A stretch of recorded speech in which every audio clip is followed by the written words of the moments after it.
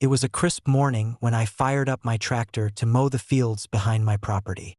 The engine roared to life, and the rhythmic hum of the machinery filled the air. I was halfway through when I noticed HOA Karen standing at the edge of the field, clipboard in hand, her face twisted with outrage. "You're too loud," she shouted over the engine. "This tractor is violating HOA noise rules. Turn it off immediately." I removed my headset and looked up. "Karen, this is my property, my tractor, and my business. I am fully compliant with noise ordinances and all HOA rules." Her teenage son lingered beside her, muttering, "Yeah, you have to stop." Lisa stepped up beside me, calm and authoritative. "Ma'am, operating machinery on private property within legal hours is entirely permissible. HOA rules do not grant you the authority to intimidate or halt legal activities." Karen waved her phone, probably hoping the HOA office or the local authorities would back her up. "They'll fine you. You'll regret this." I took a deep breath, considering my options. Over the past week, I had been meticulously documenting the tractor's operation, including decibel readings and operating hours.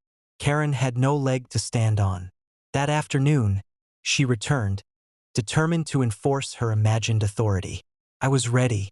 I drove the tractor calmly up to the edge of her property line, parked it, and stepped off.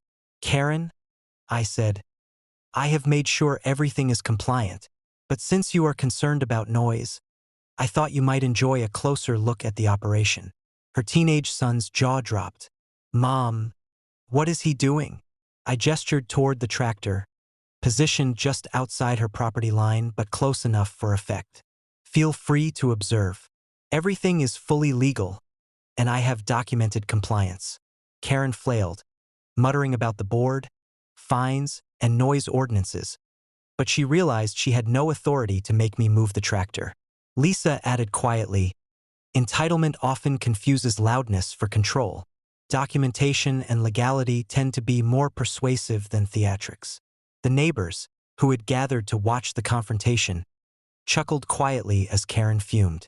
Her teenage son slouched beside her, clearly understanding that their usual intimidation tactics had failed spectacularly.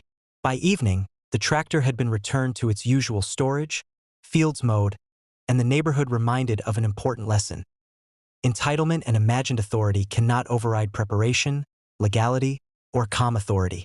Karen had attempted to intimidate me over something fully within my rights, only to be publicly shown the limits of her power.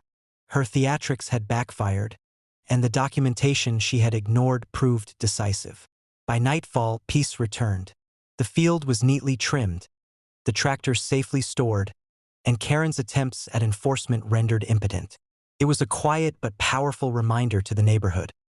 Preparation, law, and calm authority always prevail over entitlement and theatrics.